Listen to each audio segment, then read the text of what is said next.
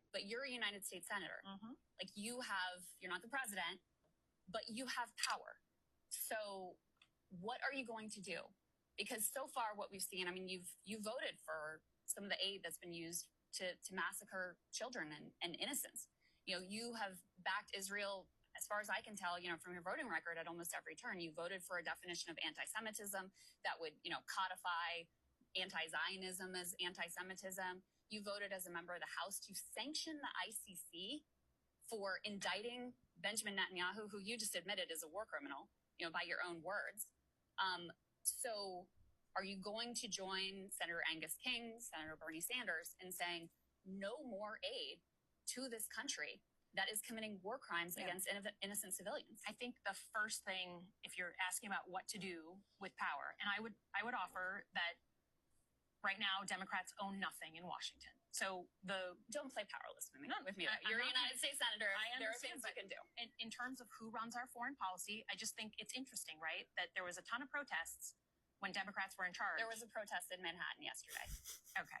I think it's fair to say, just to be honest, that back and forth, like the number of protests that go on now versus before. Well, they were part of your political coalition. Well, that's fair. That's fair. Obviously, I'm here. Yeah. I was very upset over the Biden administration policy. And as you can tell, I'm very upset over the Trump administration policy. Yeah. So let's do. Krystal ate Slotkin alive in that interview. Go seek that interview out. That is what journalism used to be. You ask a question, the person would give an answer, and if there's inconsistencies or things that are just flat out wrong, there's pushback. And the person next to Krystal, the co-host, he is more right-leaning, but they both were like, Slotkin, come on. Slotkin thought that this was going to be a cushy interview. As soon as Krystal challenged Slotkin, it was and the cope that Slotkin was trying to display was embarrassing.